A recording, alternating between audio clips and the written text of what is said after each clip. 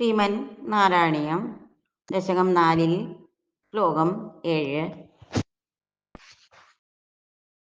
അഷ്ടാംഗയോഗവും സിദ്ധിയും നോക്കാം. 7-ാം ശ്ലോകം ശ്രീമൻ നാരായണീയത്തിൽ ഭട്ടതിരിപ്പാടിൻ്റെ അതിമനോഹരമായ 7-ാം ശ്ലോകം. തസ്സമാസ്വാദനരൂപിണീം സ്ഥിതിം ത്വസ്സമാധിമയി വിശ്വനായക ആശ്രിത പുനരത പര്യുച്യതോ ആരഭേ മഹിച ധാരണാധികം. 7-ാം ശ്ലോകം. എന്താണ് ഇതിൻ്റെ വ്യാഖ്യാനം? മേൽപ്പത്തിരി ഭട്ടതിരി പറഞ്ഞിരിക്കുന്നു, അഷ്ടാംഗയോഗത്തിലെ ധ്യാനാവസ്ഥ ശുദ്ധ ബ്രഹ്മാനുഭവമായി കഴിയുമ്പോൾ സമാധി അഥവാ നിർവികൽപ്പ സമാധിയായി തീരുന്നു. ഇപ്രകാരം പരബ്രഹ്മമായി അങ്ങേ ധ്യാനിക്കുമ്പോൾ മനസ്സിൽ സ്വാഭാവികമായി ലയം, വിക്ഷേപം എന്നീ ദോഷങ്ങളും സംഭവിക്കാം. ഏതെങ്കിലും അവസ്ഥയിൽ സമാധിക്ക് തടസ്സം നേരിട്ടാൽ ധാരണ മുതലായ അനുഷ്ഠാനങ്ങൾ വീണ്ടും ആവർത്തിക്കണം. എന്താണ് ലയം?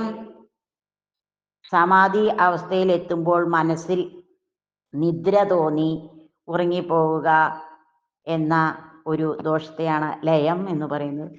കുറേ പ്രാർത്ഥിക്കുക, നമ്മൾ കുറേ പ്രാർത്ഥനകളൊക്കെ ചെയ്യുമ്പോൾ നമ്മൾക്ക് നിദ്ര വരും. അതായത് ആ മനസ്സിനെ ഉറപ്പിച്ച് നിർത്താൻ സാധിക്കാതെ വരും. വീണ്ടും അത് ആവർത്തിക്കണമെന്നാണ് ഇവിടെ പറയുന്നത്. വിക്ഷേപം എന്നാലോ സമാധിയിൽ ധ്യാനിക്കുന്ന വിഷയത്തിൽ നിന്നും മനസ്സ് തെന്നി മാറി ഇന്ദ്രിയങ്ങളുടെ നിയന്ത്രണത്തിലായി പോവും. അപ്പോൾ സമാധിയിൽ നമുക്ക് ശ്രദ്ധിക്കുവാനാവുകയല്ല.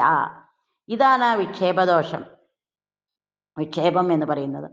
ഇപ്രകാരം നിർവികൽപ്പ സമാധിയെ അടയുവാൻ സാധിക്കുന്ന യോഗി അതിൽ നിന്നും ശ്രദ്ധ തിരിക്കാതിരിക്കാൻ ശ്രമിക്കണം. ഭഗവാനിൽ തന്നെ ശ്രദ്ധ വെച്ചുകൊണ്ട് വേണം എല്ലാം ചെയ്യാൻ.